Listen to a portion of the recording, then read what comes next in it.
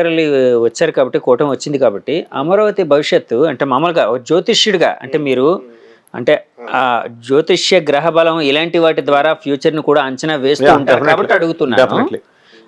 ఎలా ఉండే అవకాశం ఉంది అనుకుంటున్నారు? ఖచ్చితంగా ఈసారి చంద్రబాబు నాయుడు గారు చాలా గట్టి దీంతో ఉన్నారు. ధనుసు రాశి ఆయన కంపల్సరీ అమరావతిని రాజధానిగా చేసేస్తారు.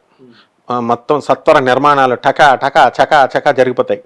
అండ్ మోడీ గారు నగరం స్టార్ట్ అయిపోయింది. ఇప్పుడు డీసెంట్రలైజేషన్ ఆఫ్ పవర్ మళ్ళీ అప్పుడు అక్కడ అసెంబ్లీ అక్కడ హైకోర్టు పెట్టారు, అవి అలాగే ఉంటాయి, వాటిని ఏం టచ్ చేయరు. కానీ జగన్ గా ఈయన దగ్గర ఉన్న గొప్పతనం ఏంటంటే చంద్రబాబు నాయుడు గారు అవి పడగొట్టడం, లేకపోతే కర్నూలులో దాన్ని పడగొట్టడం ఇలాంటివి ఏం చేయరు. ఆయన ఇప్పుడున్నటువంటి అమరావతి ప్రజలకి అక్కడ ఆయన చేయాలనుకున్నటువంటి కళల నిర్మాణం అది పూర్తి చేస్తాడు.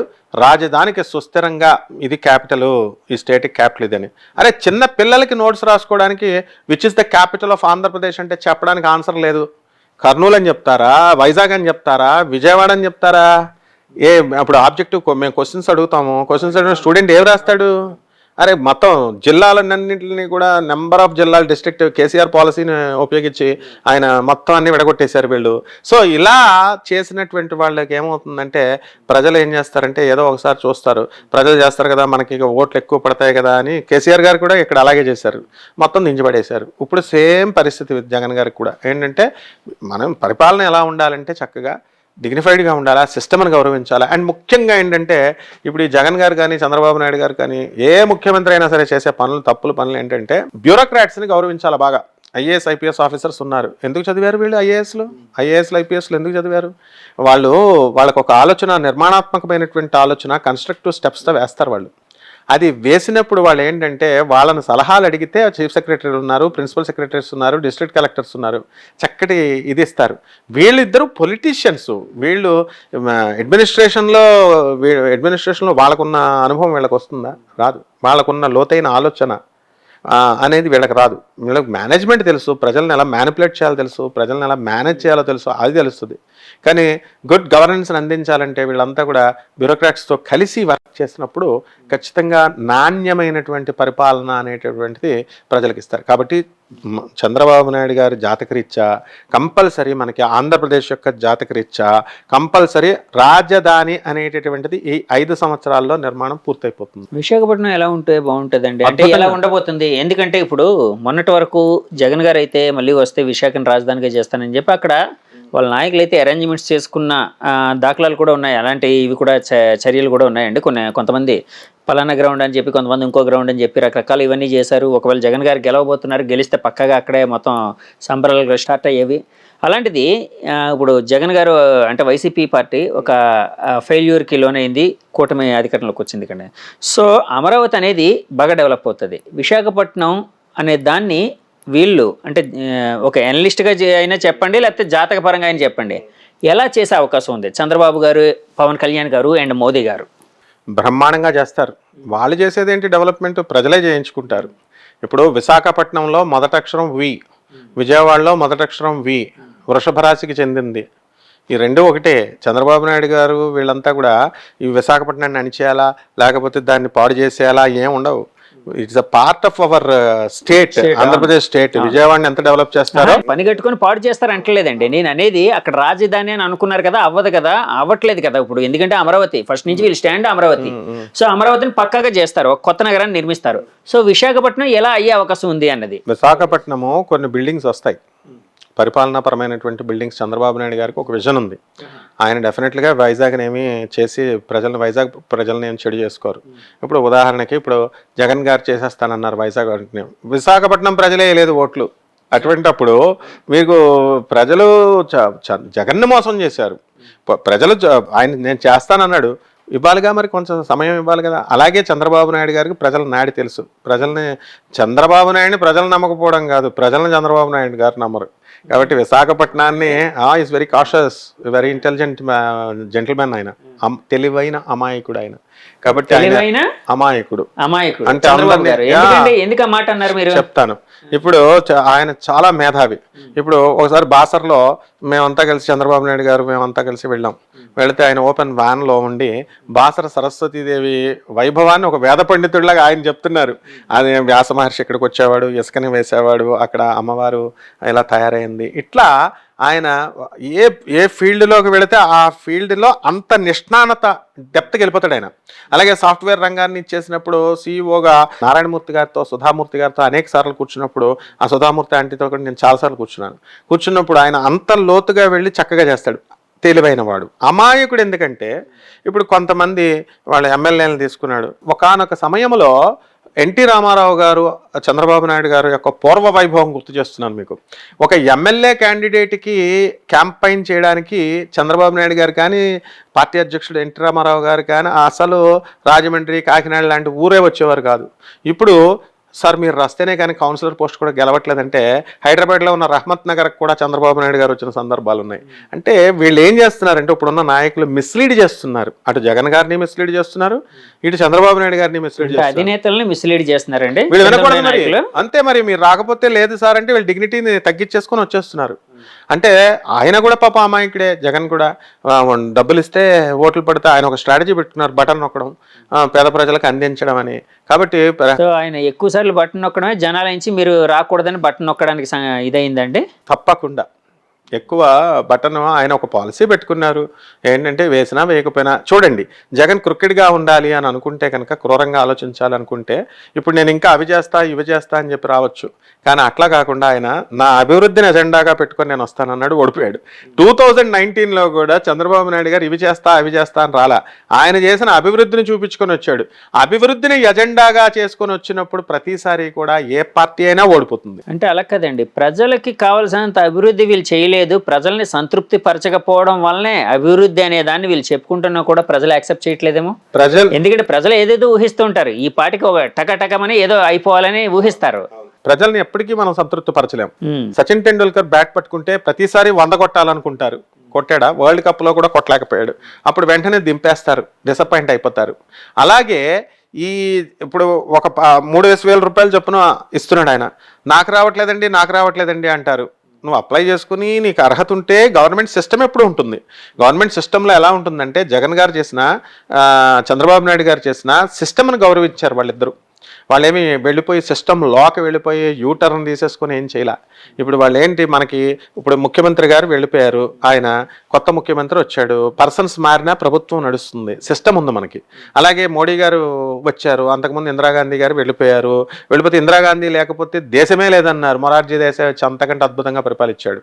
అలాగా మనం ఎప్పుడు కూడా సిస్టమ్ను గౌరవించాలా, సిస్టమ్ను పరిరక్షించుకోవాలా, అది ప్రజల బాధ్యత. అంతేగాని system is for ever and system is the governance, system is the God. ఆ యొక్క ఎదురవాళ్ళ వ్యక్తులతో మీకు సంబంధం ఏంటి? మీ కులం వాడని చంద్రబాబు నాయుడిని, మీ కులం వాడని రెడ్లేమో జగన్మోహన్ రెడ్డిని, కమ్మవారు ఈయన్ని కాపులు వేస్తే మళ్ళీ సేమ్ రిపీట్ అవుద్ది నెక్స్ట్ ఎలక్షన్కి. అదే అందరూ కలిసి సిస్టమ్ను గౌరవించారనుకోండి, సిస్టమ్ను పరిరక్షించారనుకోండి, ఆంధ్రదేశం పైకి వెళుతుంది, గ్రాఫ్ పెరుగుతుంది. సో ఆ విధానం రావాలా. అండ్ ఈ పొలిటీషియన్స్ రానివ్వరు. పొలిటీషియన్స్ వాళ్ళు ఎవరైనా సరే వాళ్ళు ఏం చేస్తారంటే డివైడ్ అండ్ రూల్.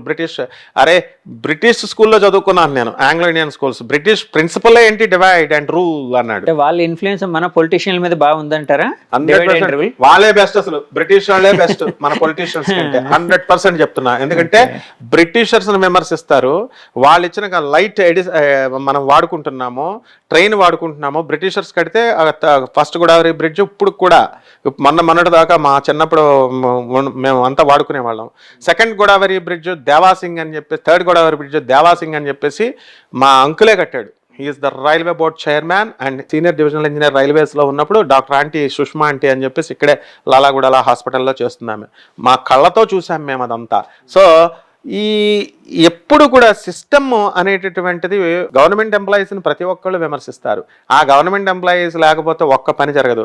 అటువంటి గవర్నమెంట్ ఎంప్లాయీస్ని చంద్రబాబు నాయుడు గారు బ్యాడ్ చేసుకున్నారు, ఇప్పుడు జగన్ గారు బ్యాడ్ చేసుకున్నారు.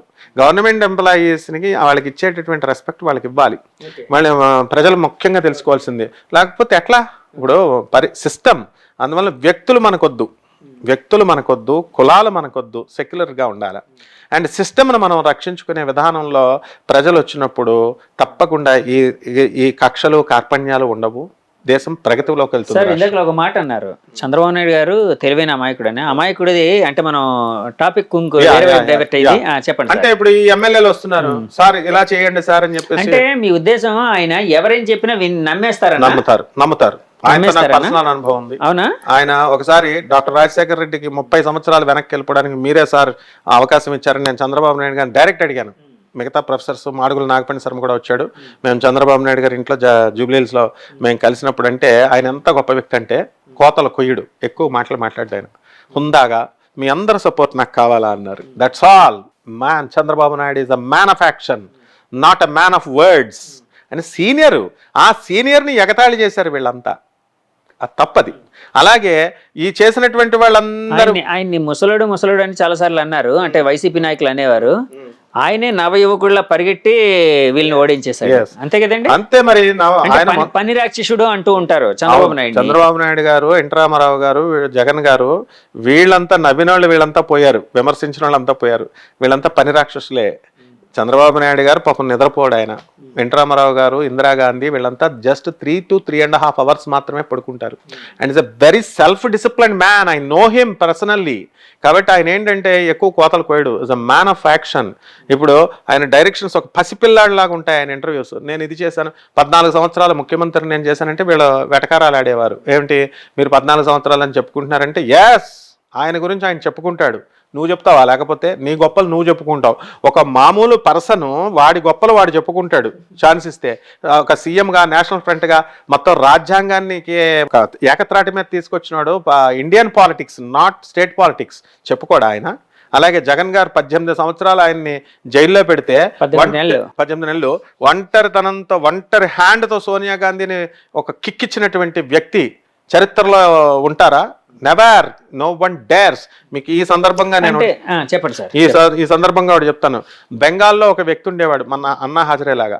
ఆయన ఏం చేసేవాడంటే ఒక మూమెంట్ చేస్తున్నాడు బెంగాల్లో, జ్యోతి బసు గారు ముందు కాలంలో చేస్తుంటే ఇందిరాగాంధీ ఏం చేసిందంటే ఆయనకు ఒక మెసేజ్ పెట్టింది, రమ్మని చెప్పి వాళ్ళ పిఏ చేత వాళ్ళ అక్కడ ఫోన్ చేయిస్తే ఇంకా ఆ మర్నాటి నుంచి ఆయన కనబడలేదు. అంటే బెంగాల్లోనే లేడు, అబ్స్కాండ్, గాయబ్. అంటే ఏమైపోయాడు అంటే ఇందిరాగాంధీ అంటే టెర్రర్.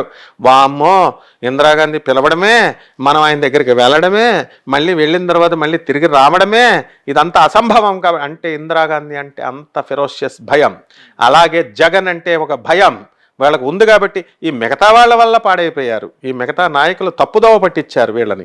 చంద్రబాబు నాయుడు గారిని ఇప్పుడు ఆయన మిగతా వాళ్ళు ఇలా చేయాలండి, ఇలా చేయండి. అరే పార్టీ పెట్టుకున్నది వాళ్ళు, పార్టీ వాళ్ళది, పార్టీ అధ్యక్షుడు. ఆయన వివిధ కోణాల్లో ఆలోచించాలా, ఆలోచించి ఈ నిర్ణయాలు తీసుకోవాలా అని చెప్పి వాళ్ళు నిర్ణయించుకుంటే, అలా చెప్పింది చేయకుండా వీళ్ళు ఇష్టం వచ్చినట్టు సలహాలు చేసి పుల్లయ్య వ్యవహారాల్లాగా చేసి మొత్తం పార్టీని ఇలా చేసేసారు. ఇప్పుడు ఆ రోజున తెలుగుదేశం పార్టీని భ్రష్టు పట్టించేశారు, ఇప్పుడు జగన్ గారు వైఎస్ఆర్ పార్టీని భ్రష్టు పట్టించేశారు. సో ఇక్కడ చూడాల్సింది వాళ్ళు తెలివైనటువంటి వాళ్ళు. కాబట్టి ఇప్పుడైనా వివేకత్తో వాళ్ళు ఏం చేయాలంటే ఈ సైకోఫాన్సీ అంటే చుట్టూ పొగడ్డము, భజన పరులు, కుటుంబ పాలన పొగడ్డము, వాళ్ళ ఇంట్లో వాళ్ళని పొగడ్డము, అవతల ప్రతిపక్షాల వాళ్ళని తిట్టడము. జగన్ గారి పార్టీ వాళ్ళంతా చంద్రబాబు నాయుడు ముసలోడు అంటే ముసలోడు అయిపోతాడా? ఆయన బహుశా అలాంటి మాటలు మాట్లాడడం వల్ల ఆయనకి సానుభూతి ఇంకా ఎక్కువైందేమో. ఇంకొకటి అండి, జైల్లో పెట్టడం కూడా యాక్చువల్గా అదే ఈ నిన్న ఒక సర్వే చేసిన ఒక అనలిస్ట్ చెప్పడం వల్ల నేను విన్నాను. యాక్చువల్గా ఈ ఎలక్షన్ కూటమికి సపోర్టివ్గా జరగబోతుంది అంటే ఫలితాలు, దీనికి ముఖ్యమైన కారణం చంద్రబాబు నాయుడు గారు జైలు ఉదంతం. అదే ఇన్ఫ్లుయెన్స్ చేస్తుంది జనాన్ని ఆయన చెప్పాడు, 2-3 రోజుల క్రితం చెప్పాడు. అదే జరిగింది. సో అంటే కూటమి అప్రతిహతంగా ముందుకు సాగిపోయింది, మంచి విజయం సాధించింది. ఈ ఫ్యాక్టర్ కూడా హెల్ప్ అయి ఉంటుందని అనుకుంటున్నారా? 100%. అది చంద్రబాబు నాయుడు గారిని పెట్టారు కాబట్టి అదే కేజ్రీవాల్ని పెడితే కేజ్రీవాల్ మీద సానుభూతి ఎందుకు రాలేదు, ఆయన పార్టీ ఎందుకు గెలవలేదు? That is the credibility of Chandrababu Naidu. Chandrababu Naidu గారు ఈ రోజున కాదు, ప్రజల్లో మమేకమైపోయాడు. ఎన్టీ రామారావు గారు మన సోదరుడు, మన ఫ్యామిలీ మెంబర్ అనుకొని చెప్పి జనమంతా కూడా మనవాడు మనవాడు మనవాడు అనుకొని టకా టకా టకా కొట్టారు. అంతేగాని కమ్మవర్గం ఒకటే వేల, రెడ్లు కొట్టారు, కాపులు కొట్టారు, అన్ని బీసీ ఎస్సీ ఎస్టీ అందరూ కొట్టారు. మళ్ళీ అదే ఇది చంద్రబాబు నాయుడిని అబ్జర్వ్ చేశారు. ఇతను చాణక్యుడు, వార్ధక్యం అని వీళ్ళు అంటున్నారు, అట్లా కాదు, అనుభవజ్ఞుడు. మళ్ళీ ఈ రాష్ట్రం ఏదో పతనమైపోయింది, బాగుపడలేదు అనే అభిప్రాయం ప్రజల్లో కలిగింది. ఎందుకంటే కొత్తగా కంపెనీస్ రాలేదు, డెవలప్మెంట్, రోడ్లు లేవు, ఇది ఇట్లా కొన్ని ఫ్యాక్టర్స్ తీసుకుంటారు. ప్రజలు ఎప్పుడు కూడా ఎలా చూస్తారంటే డెవలప్మెంట్ అంటే ప్రజలకు తెలీదు. ప్రజలు ఎంతసేపు ఒక ఎమ్మెల్యే మన వీధిలోకి వచ్చాడు, ఏమడుగుతారు చెప్పండి మీరు జనరల్గా ఎవరైనా? ఏమండి డ్రైనేజ్ పనిచేయట్లేదు, లైట్లు వెలగట్లేదు, రెండే అడుగుతారు, వాటర్ రావట్లేదు. ఈ మూడు తప్ప ఎవరిని ఇది అడగరు. ఇంకా మహా అడిగితే ఏమండి మా చుట్టాలని మా అబ్బాయి బండి వేసుకెళ్ళాడంటే లైసెన్స్ లేకుండా పట్టుకున్నాడు, పోలీస్ స్టేషన్లో ఉన్నాడు, విడిపించండి, ఈ నాలుగే అడుగుతారు. అందుకని అలా ఈ ప్రజలంతా కూడా ఏంటంటే డెవలప్మెంట్ అంటే ఇది అనుకున్నారు. వాళ్ళకి కావాల్సింది పాపం రోడ్లు వేయలేదు. ఆయన జగన్ గారు చేసిన మిస్టేక్ అదే, పంచకుండా ఆపేసి రోడ్లు వేస్తుంటే ఈరోజు మళ్ళీ జగన్ వచ్చి ఉండేవాడు. తర్వాత డెఫినెట్గా ఆయన ఒక పాలసీ పెట్టుకున్నాడు పాపం, ఎలాగా పేద ప్రజలకి వెళదాము అని. రేషన్ కార్డులు ఎవరైనా పీకేశాడు ఆయన? అంతకుముందు ఇచ్చిన వాళ్ళవి అన్ని ఓటర్ కార్డులు పీకేశారు. ఇవన్నీ పుకార్లు అనమాట. వీళ్ళని పీకేశారంటారు, వీళ్ళని పీకేశారంటారు. అది రాజకీయపరమైన ఆరోపణలు, అవన్నీ ఎవరున్నా కూడా జరుగుతూనే ఉంటాయి. సో ఈ రాజధాని విషయంలో చంద్రబాబు నాయుడు గారు తెలివైన వాడు ఎప్పుడు కూడా నేషనల్ పార్టీస్ ఎలా చేస్తాయో చెప్పనా, నిజమైనటువంటి తెలివైన వాళ్ళు ఎవరు కూడా టచ్ చేయరు వాళ్ళని. చంద్రబాబు నాయుడు టచ్ చేయకూడదు ఆయన. ఇప్పుడు కేసీఆర్ గారిని టచ్ చేశారా? Congress and national parties, Congress కానీ బీజేపీ కానీ కేసీఆర్ని టచ్లే. కేసీఆర్ కూతురు నిరికిచ్చారు అంటే వాళ్ళ పిల్లల్ని నిరికించాలా, అది రాజకీయం అంటే. అది నేషనల్ పార్టీస్కి తెలుసు. ఇక్కడ ఈయన ఏం చేశాడు, డైరెక్ట్ లోకేష్ నిరికించాల్సింది. లోకేష్ నిరికించకుండా డైరెక్ట్ చంద్రబాబు నాయుడు గారు ఇరికిచ్చారు. ఇరికిచ్చి జైల్లో పడేశారు. జైల్లో పడేసేసరికి సింపతి ఆటోమేటిక్గా వస్తుంది. అది చంద్రబాబు నాయుడు గారి యొక్క వ్యక్తిత్వం తెలుసు కాబట్టి ఆయన కరప్షన్ చేశాడు అన్న స్కిల్ డెవలప్మెంట్లో. అందుకని వాళ్ళు ఏం చేశారు, ప్రజల్లో నమ్మలేదు. నమ్మకుండా సానుభూతి అనేది డెఫినెట్గా వచ్చింది, అందులో డౌటే లేదు. అండ్ అది ఒక్క చంద్రబాబు నాయుడు గారికి అప్లై అవుద్ది. ఇప్పుడు మరి కేజ్రీవాల్ గారికి కూడా జైల్లో పడేసిన ప్రతి ఒక్కడికి సానుభూతి వస్తుంది అనుకుంటే మ్యాక్సిమం 70% వస్తుంది. మరి అక్కడ కేజ్రీవాల్కి అప్లై అవ్వాలి కదా, అప్లై కాల. సో ఈ విధంగా ఉంటుంది సార్. ఇప్పుడు మోదీ గారి గ్రహబలం కానీ జాతకం కానీ ఎలా ఉందంటారు? బాగుంది, అద్భుతంగా ఉంది. అంటే ఇప్పుడు ఆయన వృశ్చిక రాశి, నరేంద్ర మోడీ గారిది సప్తమంలో రవి, బుధ, శుక్ర గ్రహాలు ఉన్నాయి, గురుగ్రహాలు ఉన్నాయి.